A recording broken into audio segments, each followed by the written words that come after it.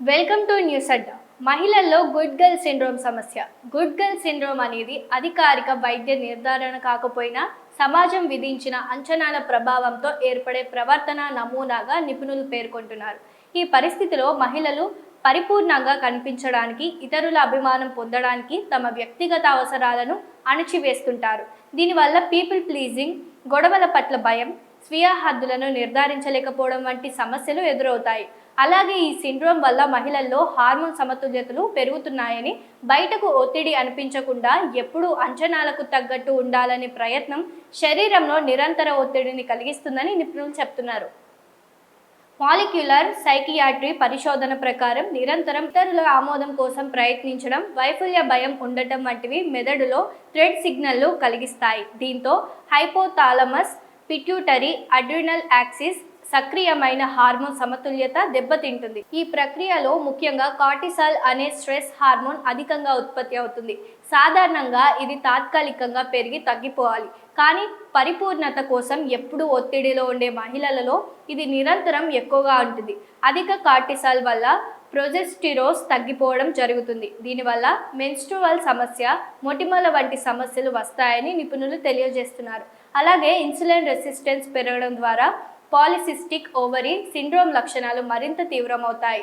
అధిక కార్టిసాల్ కారణంగా రక్తంలో గ్లూకోజ్ పెరిగి దాన్ని నియంత్రించేందుకు శరీరం ఎక్కువ ఇన్సులిన్ విడుదల చేస్తుంది.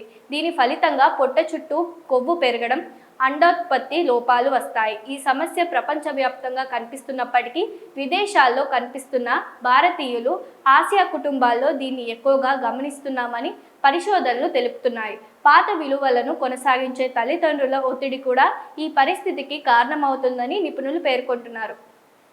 గుడ్ గర్ల్ సిండ్రోమ్ వల్ల శరీరంలో అనేక హెచ్చరిక సంకేతాలు కనిపిస్తాయి.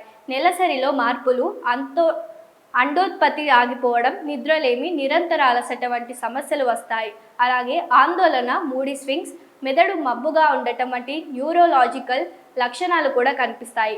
మెటబాలిక్ మార్పుల కారణంగా కఠినమైన డైట్ పాటించినా బరువు తగ్గకపోవడం, థైరాయిడ్ పనితీరు మందగించడం వంటి సమస్యలు తలెత్తుతాయి. ఇవన్నీ భావోద్వేగ ఒత్తిడి, హార్మోన్ సమతుల్యతల సంకేతాలుగా భావించి ఇక పరిస్థితిని ఎదుర్కోవడానికి నిపుణులు సూచనలు కూడా చేస్తున్నారు. థైరాయిడ్, ఇన్సులిన్, ప్రోక్రియేటివ్ హార్మోన్ల కోసం క్రమం తప్పకుండా పరీక్షలు చేయించుకోవాలి. పీసీఓఎస్ లేదా థైరాయిడ్ సమస్యలు ఉంటే వెంటనే చికిత్స తీసుకోవడం ప్రారంభించాలని నిపుణులు తెలియజేస్తున్నారు. అలాగే రక్తంలో చక్కెర స్థాయిలను స్థిరంగా ఉంచే ఆహారాన్ని తీసుకోవడం ద్వారా ఇన్సులిన్ రెసిస్టెన్స్ను నియంత్రించవచ్చని వారు చెప్తున్నారు. వీటితో పాటు జీవనశైలి మార్పులు కూడా చాలా ముఖ్యమని నిపుణులు చెప్తున్నారు.